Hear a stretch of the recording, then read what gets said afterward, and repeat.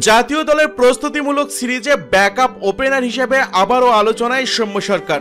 আসন্ন নেদারল্যান্ডসের বিপক্ষে সিরিজে সৌম্য সরকারের দলে ফেরা নিশ্চিত করে দিয়েছেন মোহাম্মদ নাঈম শেখ।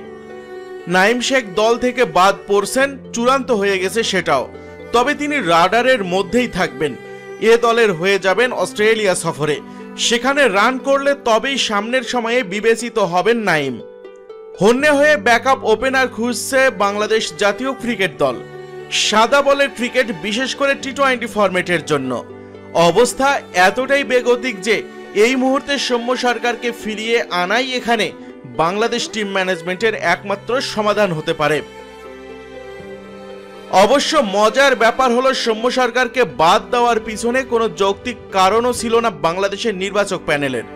সর্বশেষ ওয়েস্ট ইন্ডিজ সফরে তিনি একাদশে ছিলেন। টি-20তে 43 এবং ওয়ানডেতে 73 রানের একটি করে ইনিংসও খেলেন। বাংলাদেশ ক্রিকেট বোর্ড ইতিমধ্যেই নেদারল্যান্ডসের কাছ থেকে ইতিবাচক সাড়া পেয়েছে। সবকিছু ঠিকঠাক থাকলে আগামী 14 আগস্ট ঢাকায় পা রাখবে ডাচরা। 19 থেকে 25 আগস্টের মধ্যে সিলেটে 3 ম্যাচের একটি টি-20 সিরিজ আয়োজনের পরিকল্পনা চলছে।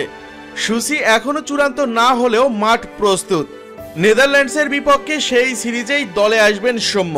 সবকিছু ঠিকঠাক চললে সেখান থেকেই সোজা এশিয়া কাপের স্কোয়াডেও ঢুকে যেতে পারেন তিনি। সৌম্যকে চাইলে মিডল অর্ডারেও ব্যাট করানো যায়। সব বিবেচনা করে তাই দৌড়ে সৌম্যই এখনো পর্যন্ত এগিয়ে আছেন। কিন্তু দর্শক মণ্ডলী, আপনাদের কাছ থেকে জানতে চাইব, এশিয়া কাপের চূড়ান্ত স্কোয়াডে সৌম্য সরকারকে আপনারা দেখতে চান কিনা? আপনাদের মতামতটি জানিয়ে দিন ইউটিউব চ্যানেল মিক্সার ওয়ার্ল্ডকে। আপনাদের মতামতটি জানাতে ভিডিওটির নিচে কমেন্ট বক্সে কমেন্ট করুন।